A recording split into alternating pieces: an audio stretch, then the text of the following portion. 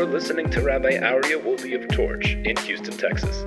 This is the Everyday Judaism Podcast. All right, welcome back, everybody. It is so wonderful to be here. Good Sunday morning to everyone. We are live from the Torch Center, and we are now continuing Siman 39 in the Kitzur Shulchan Aruch. And the Kitzur teaches us about blessings. Now, we have to understand that before we eat, we have to recite a blessing. After we eat, we recite a blessing as well. Before we eat and after we eat. There's different blessings before, different blessings after. Now, just to make things very simple, there are 6 different categories of food that have 6 different forms of blessings. We're not going to get into all of it. We're going to deal with that in a few more chapters. We're going to deal with exactly the blessings. But I want you to know that there are 6 different, let's call it introductory blessings, and 3 different types of blessings after we eat. There's one which is called Birkat HaMazon, which is the grace after meals. There's one which is Bracha Chorona, or Me'en Shalosh, which is an abbreviated Birkat HaMazon, and then a very, very short blessing, which is the third of the different types of after blessings. Okay, so we have these 3 blessings that are after. We have 6 blessings that are before. We're going to have a chart here for everyone, so everyone will know exactly. Those of you who are online will also be able to find this in the description. We're going to link to it, and whoever would like will be able to join us while reading through. When we get there, we're going to get there right now. I don't want to jump in advance, but there's also a priority list. There's also a priority list to all of the blessings. So, for example, if someone is eating bread, takes precedence over other things. So, if you recite the blessing on the bread, it will already suffice for other foods. For example, if you're eating fruits and vegetables, you don't have to recite another blessing for the fruit and vegetables after you recited the blessing on the bread. There's an exception to that. What's that exception? Wine. Wine needs a special independent blessing, even if it was after the meal. Even if it was during the meal. After you recited the blessing on the bread, you still need to recite a special blessing on the wine. Okay? It's clear, it's easy. But if you have cakes, pastries, you have fruits, you have vegetables, you have other foods like meat and chicken, that is all considered part of the meal of the bread, and you don't need to recite extra blessings for that. Again, we're going to deal with this in a few more chapters. We're going to talk about the blessings. Okay, but now we're talking about something different. What are we going to talk about?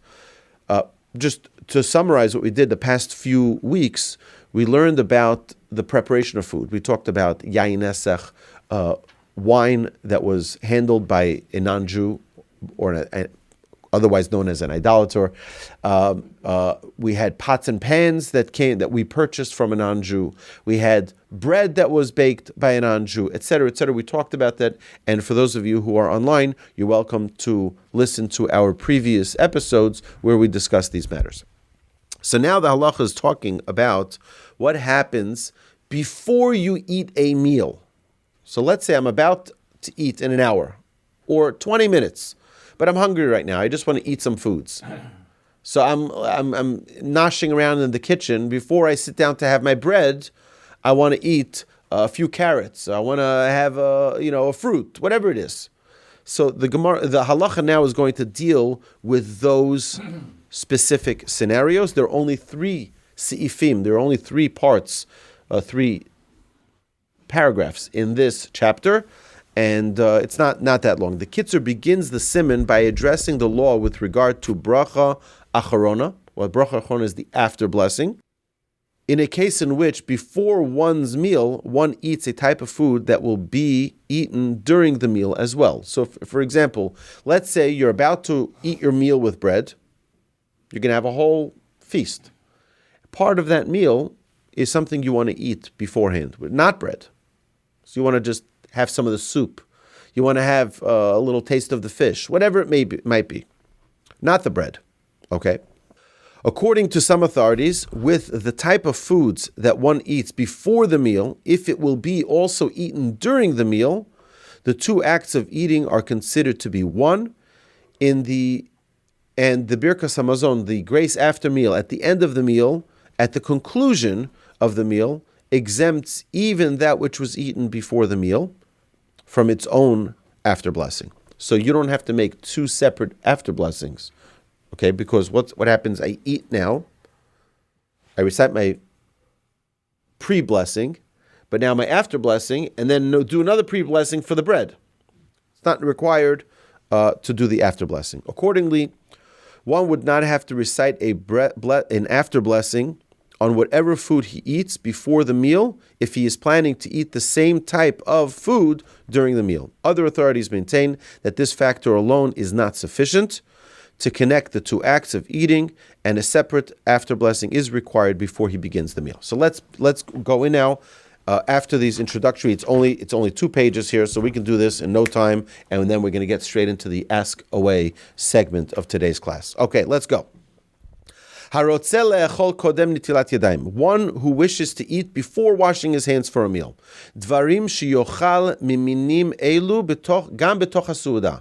Certain foods of the type that he will also be eating during the meal itself, regardless of whether they are foods that are eaten during the meal, one would be required to recite a blessing upon them, kigon perot, such as fruits, or whether they are foods that do not need a blessing within the meal, kigon mine liftan, types of condiments, umine kitniyot, and different types of legumes and potatoes. They do not need another blessing. And likewise, if one wants to drink any beverage, except for wine, like we mentioned previously, before washing his hands for the meal, and he plans to drink during the meal as well, there is a disagreement among the halachic authorities regarding such a case. Im hadvarim she'achal there is a dispute among the halachic authorities regarding whether those items that he ate or drank before washing his hands are exempted from the obligation of the after blessing by the recitation of Birkat HaMazon at the conclusion of the upcoming meal. Just as those foods that are eaten during the meal are exempted from the after blessing, and do not require their own after bracha chorona, their after blessing, or do we say she'elu she'achlan kodem netilat yadayim ein niftar beberkat hamazon? So there's a discussion here. The halacha brings whether or not if you eat something before your meal, do you have to recite an after blessing for it on its own, or does it suffice with the after blessing that you're going to recite after the meal? Again, let's understand something as introducing this concept. The Talmud says something very, very interesting. Talmud says that if a person takes pleasure from this world without a blessing, they're considered a thief. Okay, you're considered a thief. Now, that's very disturbing. Because what do you mean I'm a thief? I paid my taxes. I did everything I needed to do. I earned my livelihood honestly, and now you're telling me I'm a thief? What's this?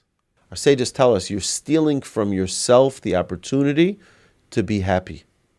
Because if you don't say thank you, you become ingrateful.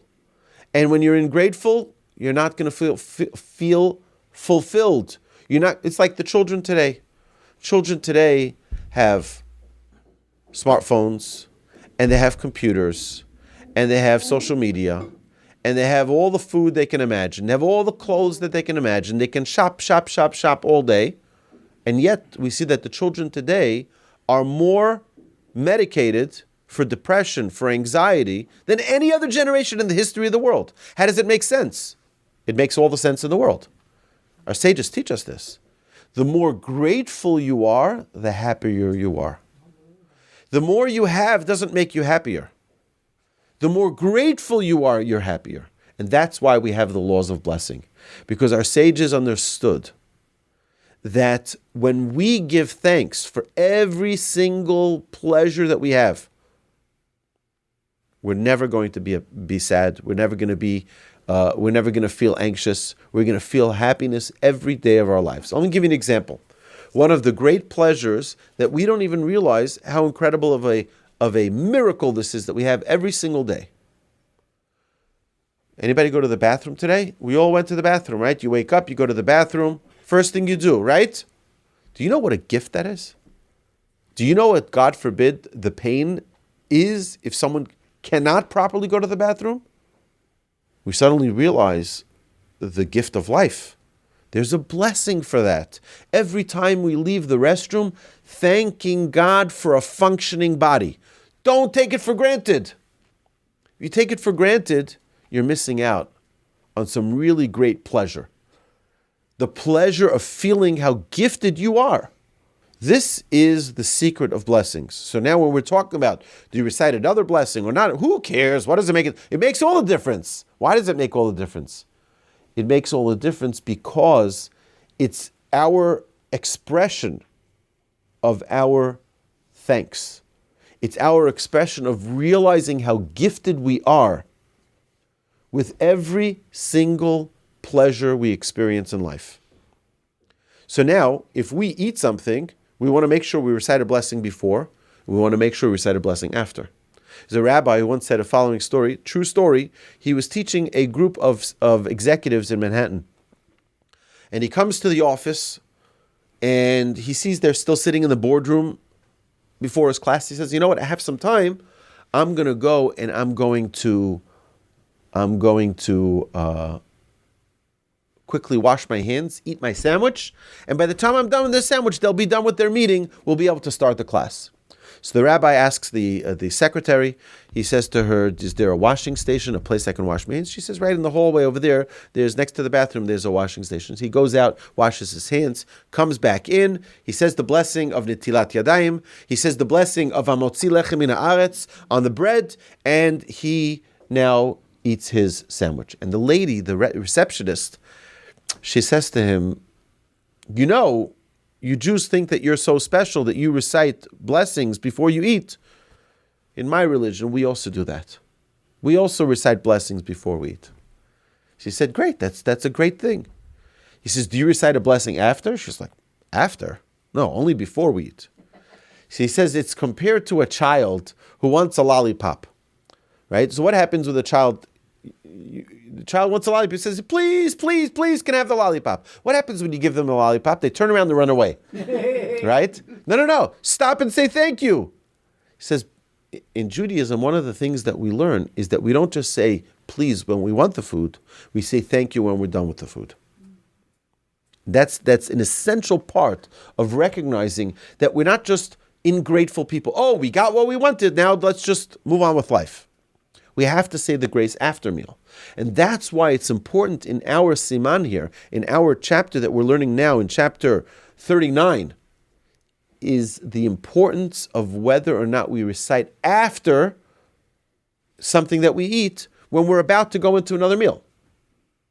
So can the second meal that we eat, can that grace after meal cover everything that was before it? So it's an interesting thing that we need to know. What happens if someone forgets to recite an after blessing?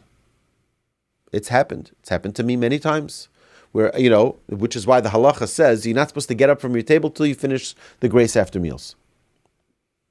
Why? Because you're going to forget. Sages know the nature of mankind is we get busy. And what happens when we get busy? So, for example, you finished your meal and you get a phone call. So you get a phone call, you jump up and you start walking around. Before you know it, you're by your desk. 3 hours later, you realize, I can't believe it. I got up from the table. I didn't say my grace after meals. That's why our sages tell us the best thing to do, don't get up from the table. And if you do, assign someone to be your reminder. So for example, I'll give you an example for that. Sometimes someone calls and they'll say, we need you for the 10th man for shul.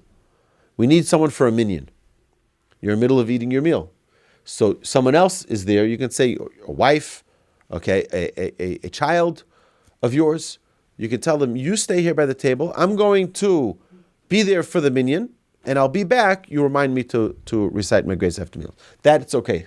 Because that, you don't want to make everybody in the congregation wait till you're done your blessings. Okay. So now we're getting a little bit of an idea of the importance of the grace after meals as well. Before we eat is simple for us to understand. We have 6 different blessings on different categories of foods. Lachein. Therefore, to avoid a case of halachic doubt, it is best to refrain from entering into a situation. He should not eat or drink these foods or beverages before the meal, only before the meal, and then he should recite an after blessing, and he should not eat or drink the same types of foods or beverages during the subsequent meal. Why? So that way now you don't make a blessing, make an after blessing, make another blessing, another after blessing for the same foods, right? So therefore a person should avoid getting into a situation where he has this form of confusion. If in a case where he did not recite an after blessing for the first food that he ate before the meal, he should recite it even during the meal. Or even after the grace after meals, he can recite. So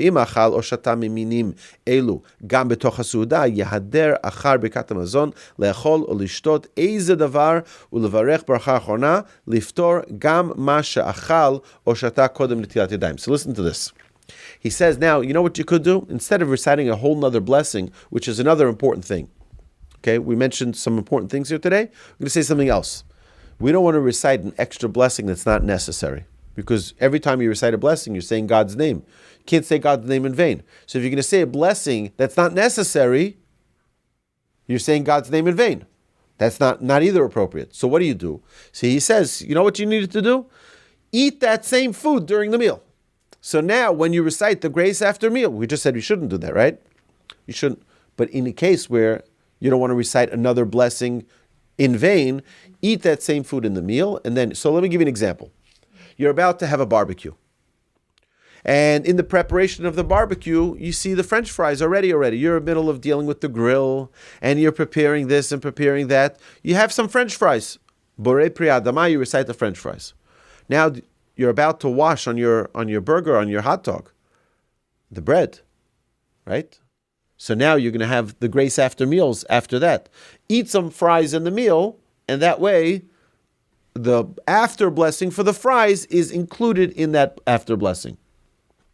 Is that confusing or we're good?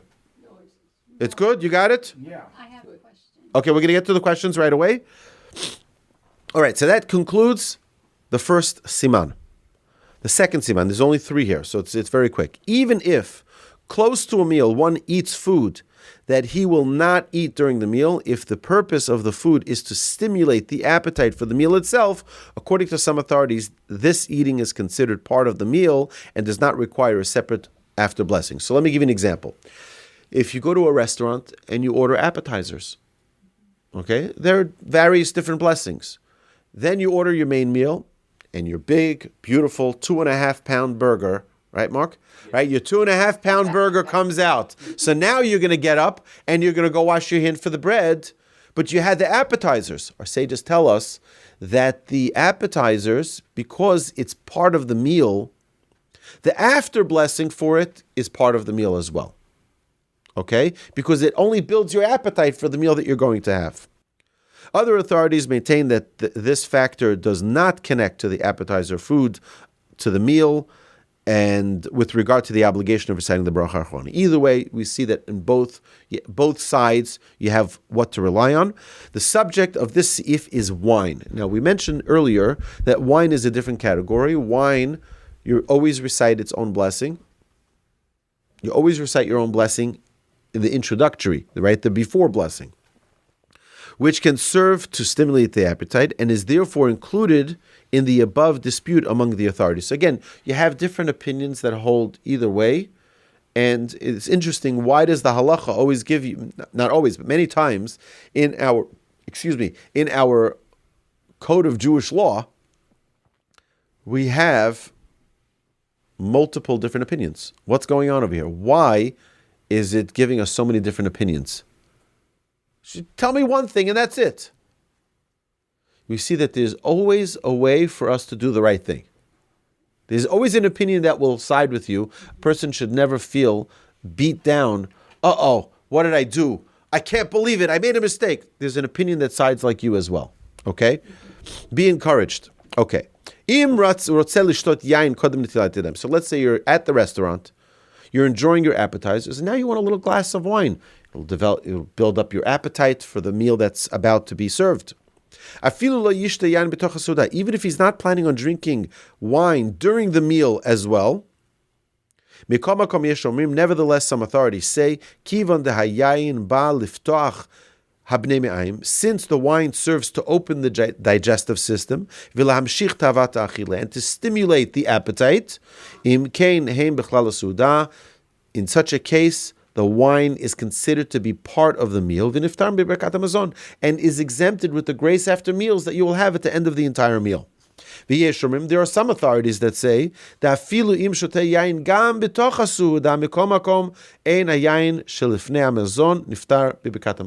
there's some say that even if you're going to enjoy the wine during the meal, you have to make your own separate after blessing on the wine. Again, you'll have the different opinions that will give you a protective sanction for whatever you decide to do, right? Therefore, to avoid a situation of doubt, it is best not to drink wine before washing hands for the meal. Unless he drinks a cup of wine after the grace after meals, and then he recites an after blessing after that. Let me give you an example. I'll explain to this in a second. And that way, in the end caps, both before the meal, after the meal, he's drinking wine, and during the meal, and then he recites an after blessing for the wine. Let me just tell you like this. An interesting thing, there's a custom that some people have when they recite the grace after meals with 3 people or more. So there's a special part of the grace after meals that you hold the wine. The person who's leading the grace after meals, okay, the Birkat Hamazon, the Zimun, okay, where he invites everyone to pray together. So the one who leads that will hold the glass of wine, and then he'll drink the wine after he's done the Birkat Hamazon. I never understood why we do this, but now I understand why. Because since you drink wine by Kiddush in the beginning of the meal, so think Friday night. How do we begin the meal? With wine. Then we have our meal, maybe or maybe not. It's possible that you do or do not have wine during the meal. Then you do the grace after meal, which is the conclusion of the meal. But according to some opinions, it doesn't qualify for the wine that you drank before the meal. So therefore, after they finish the grace after meals, he'll drink a glass of wine and then recite another after blessing for that. And that sort of is the end cap for the wine that he drank before. Like wine, liquor too can serve as an appetizer. Therefore, imrot silishtos yain saraf kodem asuda. If one wants to drink liquor before the meal, bein shish te gam betoch suda, whether he drinks it during the meal, bein lo yishte, or he will not drink it during the meal, yizar, he should take care shelo lishtos kodem suda. If he can, it's preferable for him not to drink it before the meal. Rak pochos mikazais, only less than a measure that would require an after blessing, which we'll talk about again soon. We'll talk about this. If you drink a quantity that's not enough to be considered a sizable amount, then you don't have to make an after blessing. This is regarding all foods, because it's not considered a sizable enough amount of food or drink. Aval im shata kazayis or yoter nafal lidei safek bracha achrona. So now, if he drinks more, if he drinks a whole shot, a big shot of whiskey, it's going to be perhaps falling into the category of uncertainty, and a person should avoid a situation of uncertainty. And finally, halacha 3, Gimel. So we're at chapter 39, halacha number 3, the final halacha of this chapter. If someone wants to eat before washing his hands for the meal, different types of mizonos food. What is mizonos food? Pretzels, cakes, cookies, foods that are pastries that are requiring the mizonot blessing. Kigon honig kichen, which is honey cake, or egg kichel, or different types of, again, these are different types of crackers, all things that are made really of flour, but are not bread. Right? Pretzels are made of flour and water, but they're not bread. And we're going to talk about this later, about the different blessings for them. All these different types of foods that are more sweet, they're eaten more as snacks than eaten as a meal. Nobody eats cake for their meal. You eat cake, maybe you do because you like cake, but right, but it's not your meal. It's a nice, delicious, pastry, but it's not. That's not considered bread, right? Shebracha achrona shelahem hi ala michya, where the after blessing is the ala michya. Ben sheyochal mehem gam b'toch hasuda, ben shelo yochal mehem b'toch hasuda, whether you eat it during the meal or not, mikol makom hein niftar b'birkat hamazon, they are exempt with the obligation of the after blessing after the meal. Ki birkat hamazon poteret birkat al hamichya, because the blessing of birkat hamazon, the grace after meal, qualifies for the blessing of al hamichya for those pastries. Ubilvad, one can rely on this provided shelo yafsik harbe ben achila. That there shouldn't be a long period of time between the time you ate the cake and the time that you washed for the bread. Aval, however, if he does have a lengthy interruption, birchas al michya al masha'achav afilu yochal miminim elu gam b'toch hasuda. So if you're going to have an extended period of time between eating the cake and having your meal, which sometimes can happen because you're like, you know what, I just had so much cake, it was so delicious, we'll have the meal in an hour, right? We'll take a walk first, right? In such a case, you should recite the after blessing for the cake, and then later you're going to eat the bread, and that is fine. Okay, so I hope I've sufficiently confused you. Okay, so God willing, next week we'll clarify this a little bit more.